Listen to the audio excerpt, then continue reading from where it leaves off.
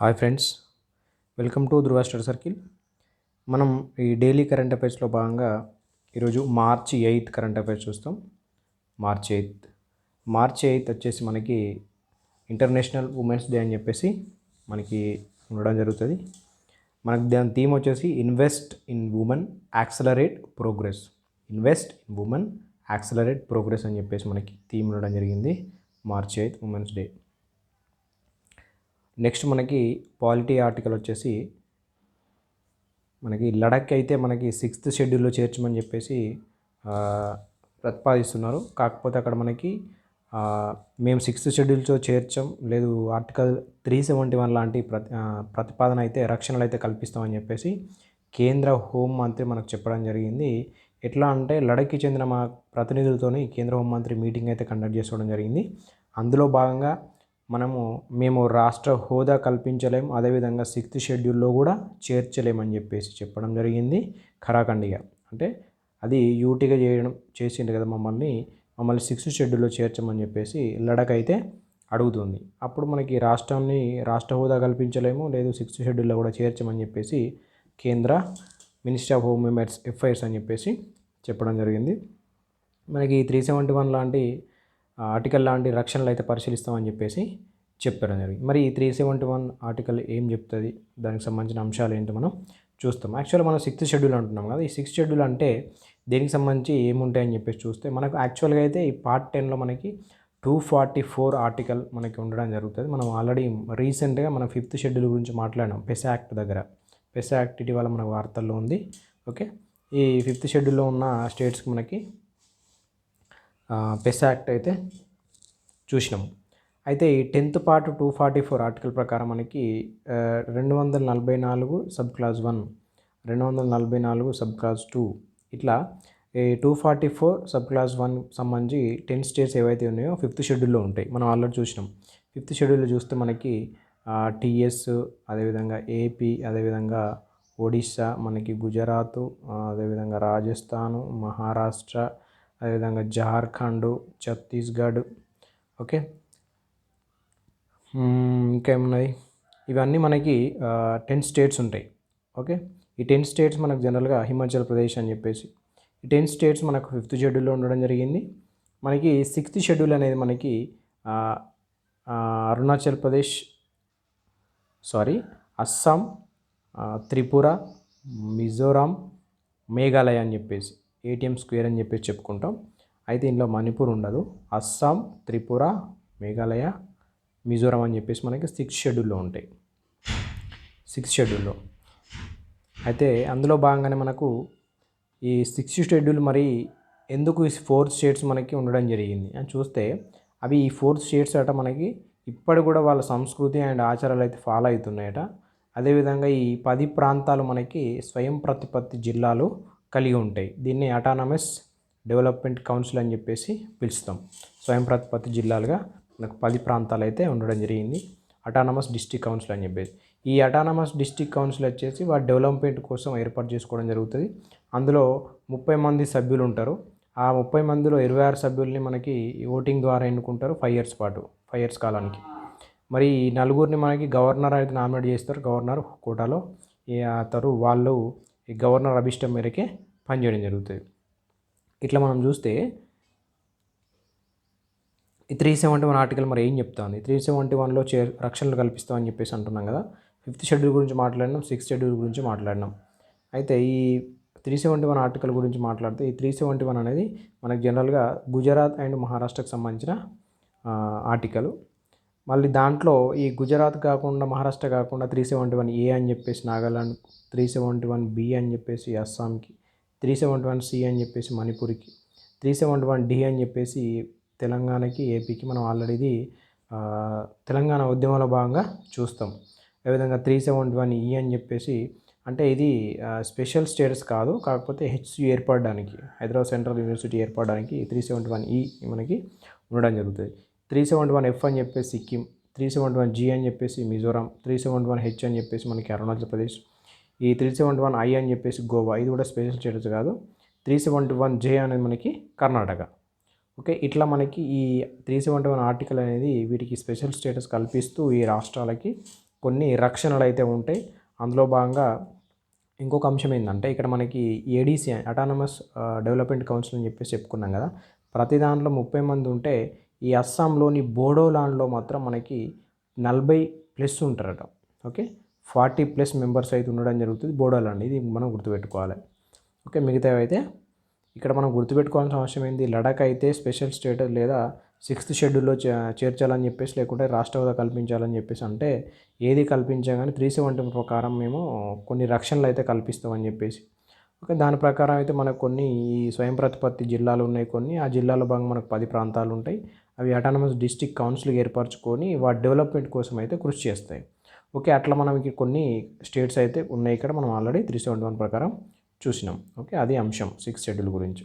Next చూస్తే ఎన్నికల బాండ్ల వివరాలు వెల్లడి విషయంలో మనకి ఎస్బీఐపై కోర్టు దగ్గరన పిటిషన్ అయితే పడింది.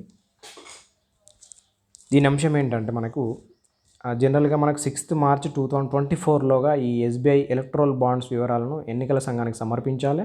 ప్లస్ 13 మార్చ్ 2024లోగా మనకి ఈసీఐ అనేది మన వెబ్సైట్లో ఉంచాలి అని చెప్పేసి తీర్పు అయితే ఇటీవల ఇవ్వడం జరిగింది.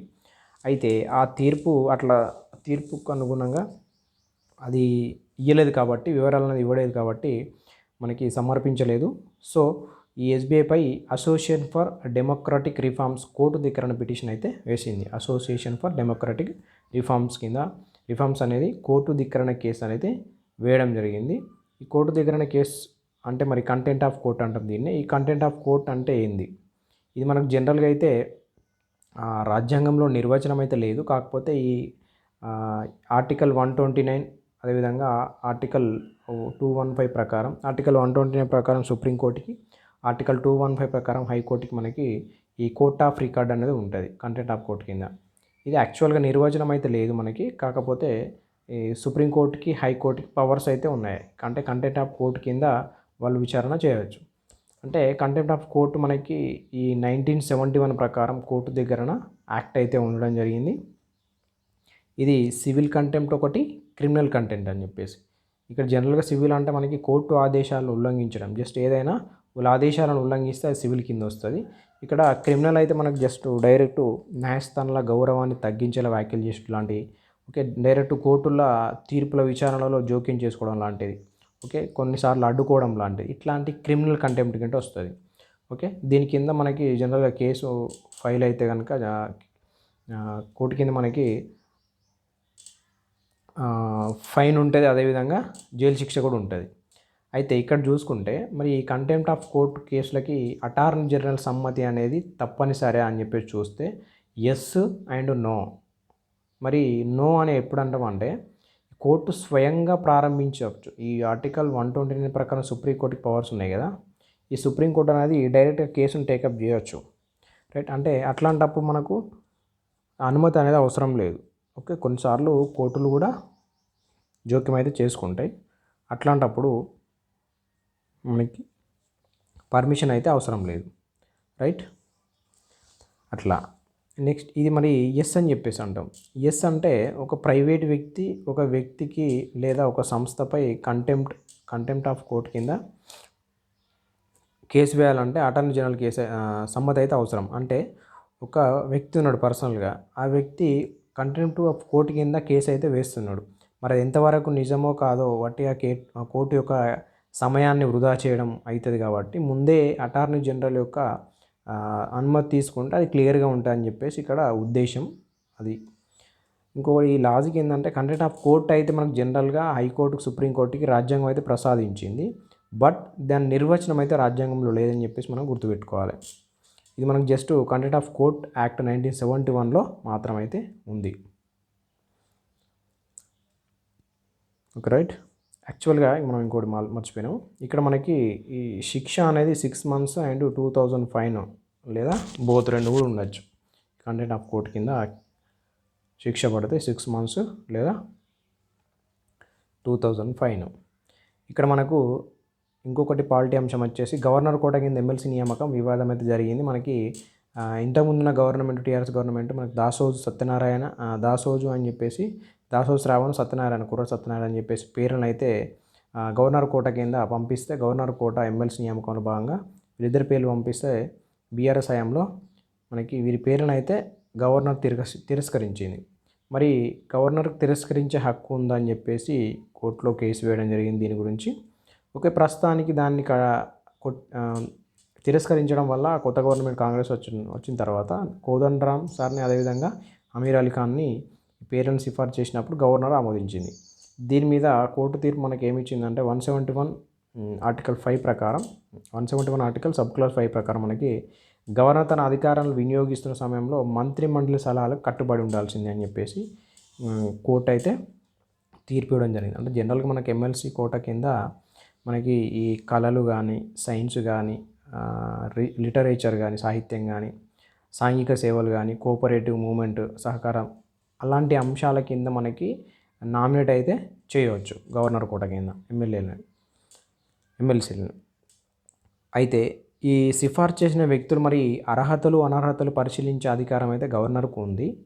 బట్ ఏంటంటే మంత్రిమండలి మరియు సిఫార్సులో పునఃసమీక్షించాలని వెనక్కి పంపే అధికారం కూడా ఉంది. కానీ ఇక్కడ ఏం జరిగిందంటే వెనక్కి పంపలే, డైరెక్ట్ తిరస్కరణ అయితే జరిగింది. అంటే అర్హతలు అనర్హతలు పరిశీలించే అధికారం ఉంది, పునఃసమీక్షించాలని వెనక్కి పంపించే అధికారం ఉంది. కానీ ఇక్కడ ఏం జరిగింది, డైరెక్ట్ తిరస్కరణ అయితే జరిగింది.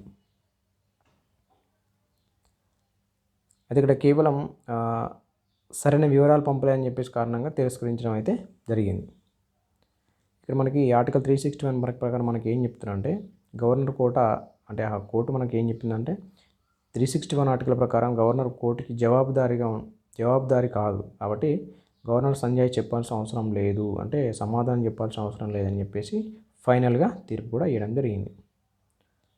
ఓకే, అక్కడికి ఫైనల్గా ఏం చెప్పిందంటే వాళ్ళ యొక్క నియామకాన్ని తిరస్కరించడం సరికాదు, మంత్రిమండలి కట్టుబడి ఉండాల్సిందే అని చెప్పేసి అయితే మనకు తీర్పు అయితే వచ్చింది. మనం గుర్తుపెట్టుకోవాలి.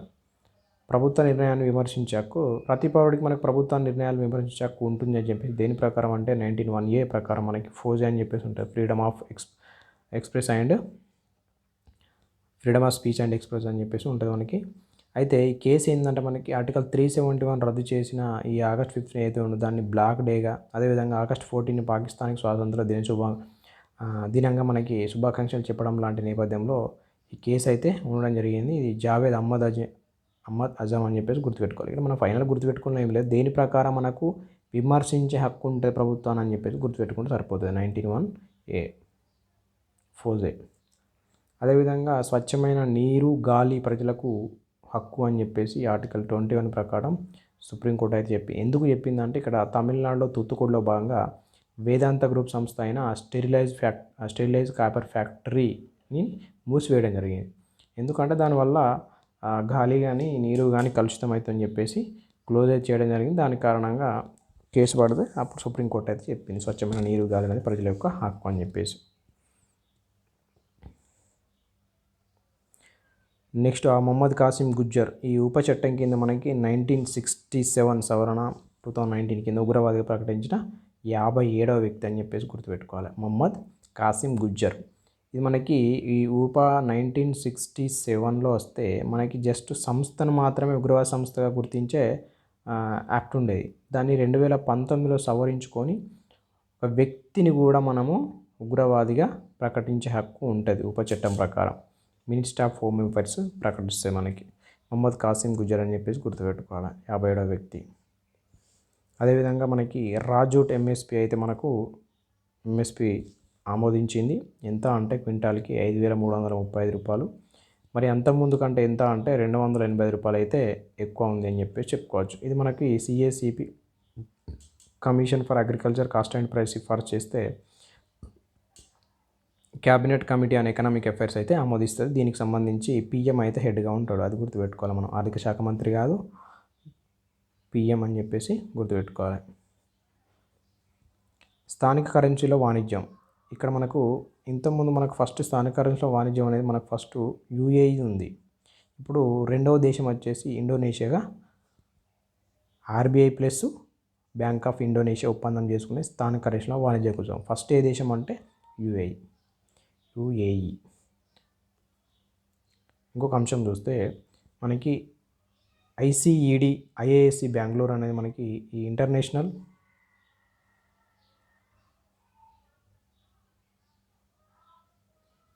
రైట్. ఇంటర్నేషనల్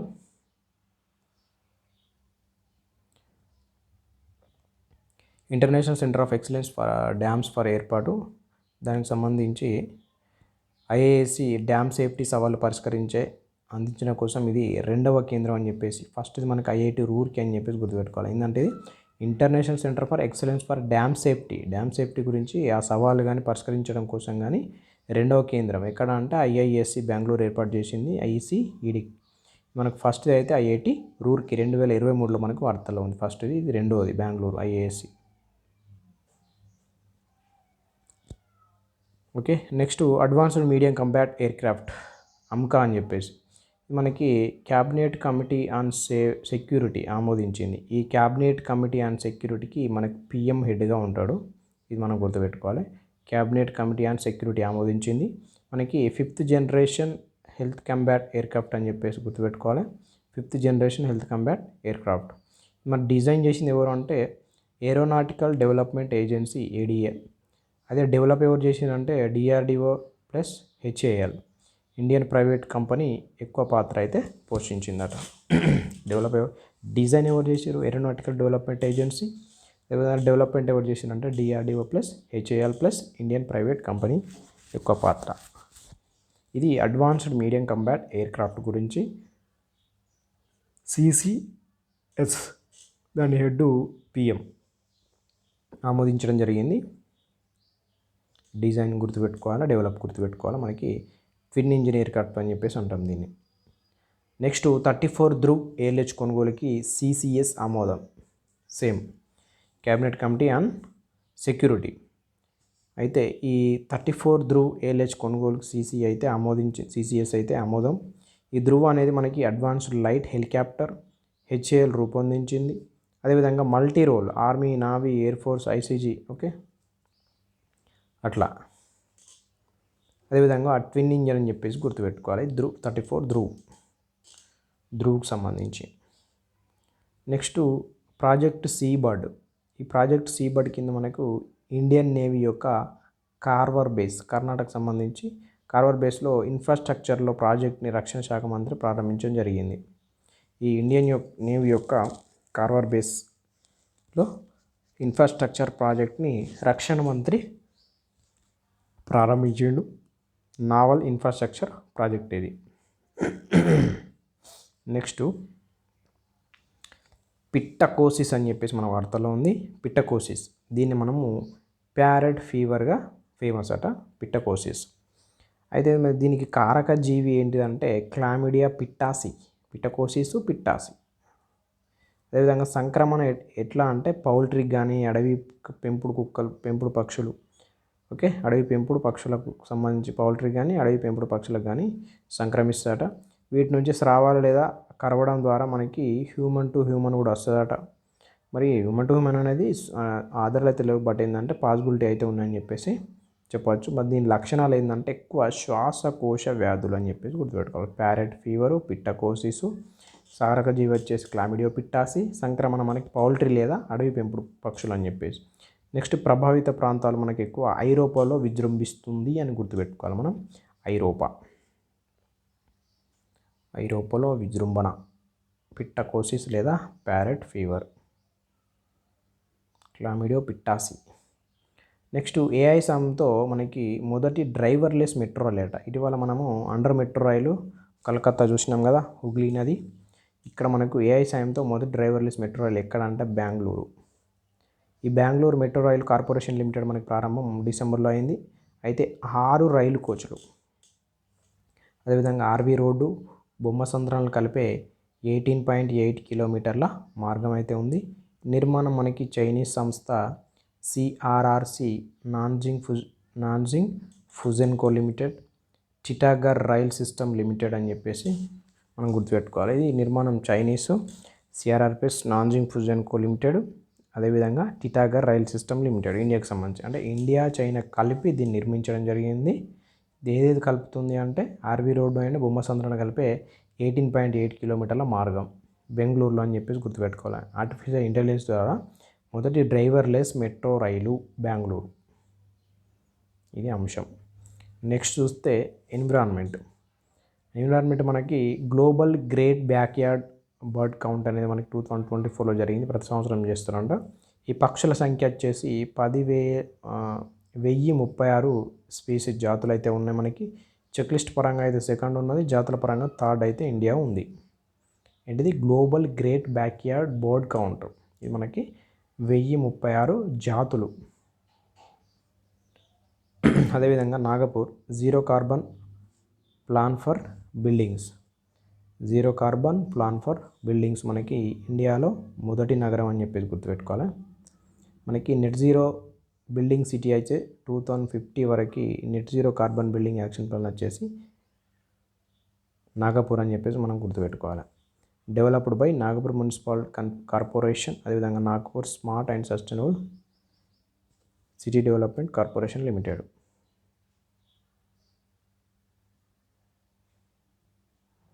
ఓకే,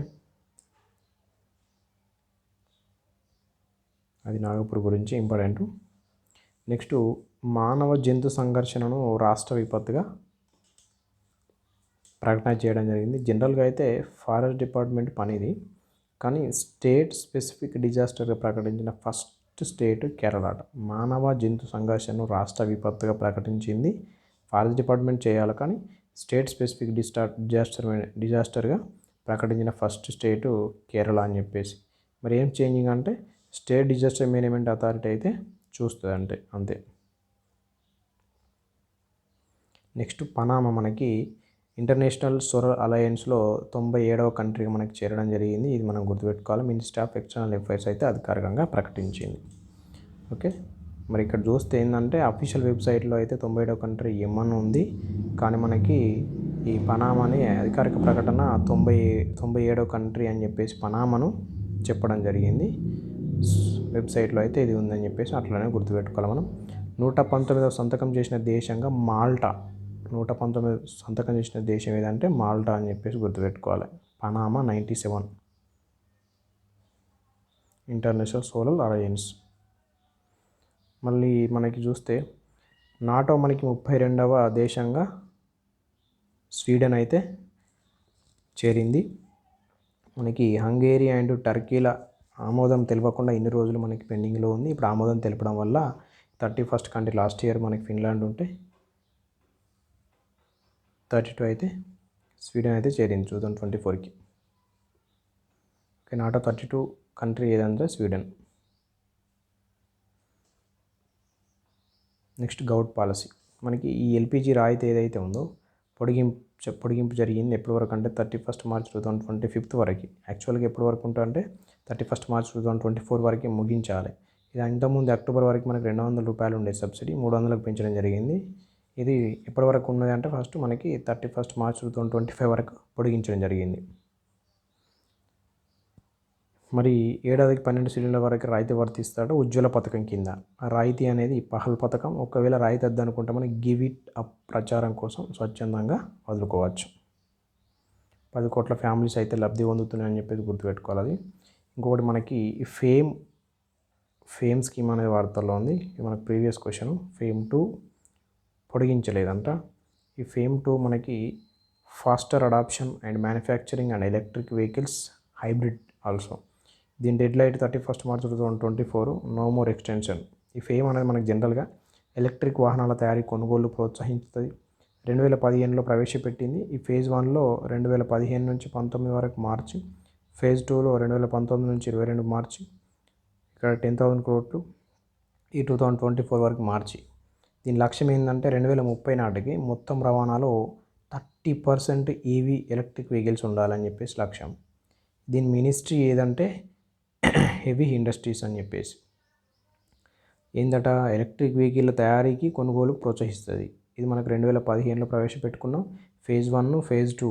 ఈ ఫేజ్ 2 అయితే మనకి మార్చ్ 2024 కంప్లీట్ అయిపోతుంది. సో పొడిగించలేదు, ఇక్కడ వరకు ఎండ్ అవుతుంది. ఫేజ్ 1 అనేది మనకి 15 నుంచి 19 వరకు ఉంది. లక్ష్యం ఏంటి అంటే 2030 నాటికి మనకు 30% ఎలక్ట్రిక్ వెహికల్స్ ఉండాలి. ఇది ఏది మినిస్ట్రీ కింద వస్తుంది అంటే మనకి హెవీ ఇండస్ట్రీస్ అని చెప్పేసి మనం గుర్తుపెట్టుకోవాలి.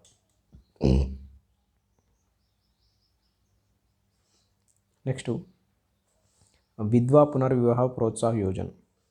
మనకి ఇక్కడ భారతదేశంలోని ఇటువంటి ఫస్ట్ టైం అట స్కీమ్ ఇది. ఏంటంటే వితంతు పునర్వివాహ ప్రోత్సాహం అట. ఓకే, వితంతు పునర్వివాహ ప్రోత్సాహం అంటే వితంతువులు మళ్ళీ పెళ్లి చేసుకుంటే 2 లక్షలట ఆర్థిక సాయం ఇస్తాట జార్ఖండ్ గవర్నమెంట్. గుర్తుపెట్టుకోవాలి. అర్హతలు ఏంటంటే వివాహ వయస్సు, అదేవిధంగా అంటే 18 సంవత్సరాలు దాటి ఉండాలి, భర్త మరణం ధృవీకరణ పత్రం ఉండాలి, ఈ ఉద్యోగులు కానీ పెన్షన్దారులు కానీ ఆదాయం పన్ను చెల్లించేవారు కానీ ఉండకూడదు. జార్ఖండ్ అని చెప్పి గుర్తుపెట్టుకోవాలి మనం. నెక్స్ట్ NITA ఈ నీతి ఫర్ స్టేట్స్, నీతి ఆయోగ్ యొక్క ప్లాట్ఫామ్ అంట. పాలసీ అండ్ గుడ్ గవర్నెన్స్ కోసం మనకి digital public infrastructure, best practices, policy documents, data sets కోసం 10 రంగాల్లో. ఇది మనకు ఒక నీతి ఆయోగ్ సంబంధించిన ప్లాట్ఫాము. ఏం చేస్తుందంటే పాలసీ అండ్ గుడ్ గవర్నెన్స్ కోసం డిజిటల్ పబ్లిక్ ఇన్ఫ్రాస్ట్రక్చర్ అయ్యి దేని విషయంలో అంటే బెస్ట్ ప్రాక్టీసెస్ కోసం, పాలసీ డాక్యుమెంట్స్ కోసం, డేటా సెట్టింగ్ కోసం మనకి 10 రంగాలలో భాగంగా చేస్తుంది నీతి ఫర్ స్టేట్స్ అని చెప్పి.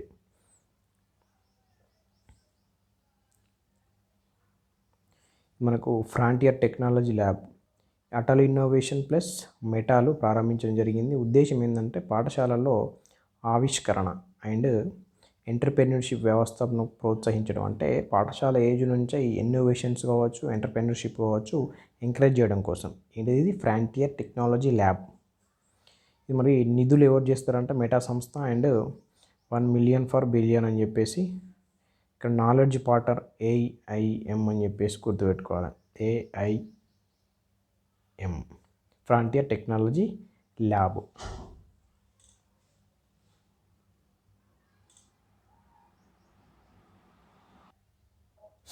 రైట్.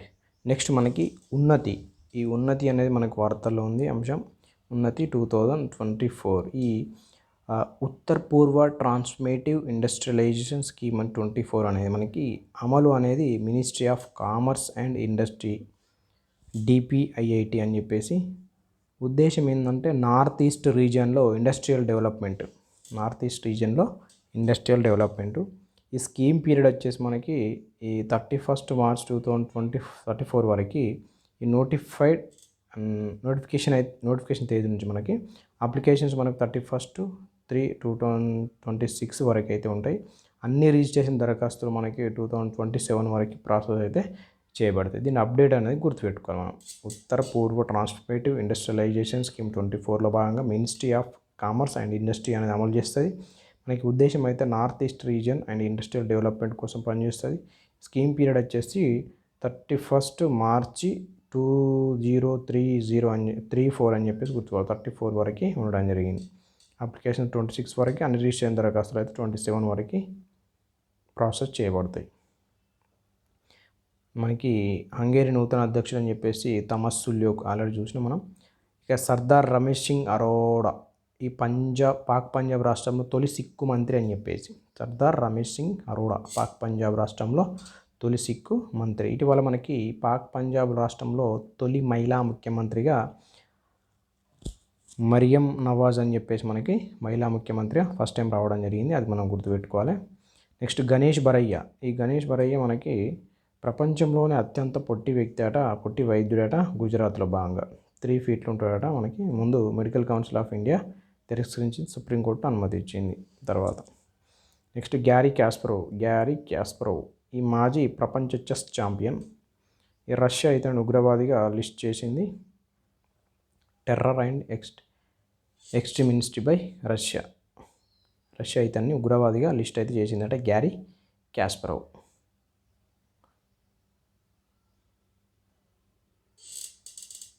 ఓకే. నెక్స్ట్ మనకి ఈ మహారాష్ట్ర భూషణ్ అవార్డు అని చెప్పేసి ప్రదీప్ మహాజన్. అదేవిధంగా ఇంటర్నేషనల్ అడ్వైజరీ అసోసియేషన్ శ్రీనివాస స్వామి మలేషియాలో పెనాంగ్లో జరిగిన 45th IAA international advising association world Congress సంబంధించి ఈ అవార్డు అయితే అందుకోవడం జరిగింది. శ్రీనివాస స్వామి అని చెప్పి గుర్తుపెట్టుకోవాలి. నెక్స్ట్ మనకు ఈ national youth parliamentary festival 2024 first prize Yatin Bhaskar Duggal Haryana. National youth parliamentary festival 2024 first prize. National youth parliamentary నిర్వహణ అనేది ministry of youth affairs and sports చేస్తుంది.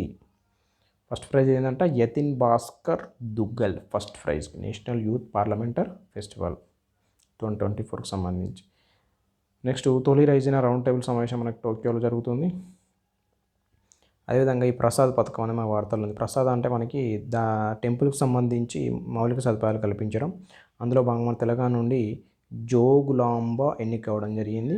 మనకి హజ్రత్ బాల్ అని చెప్పి శ్రీనగర్ నుంచి, అమర్కంటక్ అని చెప్పేసి మధ్యప్రదేశ్ నుంచి ఎన్నిక అవ్వడం జరిగింది. మనకి pilgrimage reservation and spiritual heritage augmentation drive అని చెప్పేసి ప్రసాద్ని పిలుచుకుంటాం. మినిస్ట్రీ ఆఫ్ టూరిజం అని చెప్పేసి. ఓకే, మనకు జనరల్గా ఈ ములుగులో ఉన్న Ramappa Bhadrachalam group of temples, Bhadradri Kothagudem, ఇది మనకి ప్రసాద్ పథకం. ఓకే, కంప్లీట్గా మనకి మార్చ్ 8 కరెంట్ అఫైర్స్ అండి. Okay, thank you.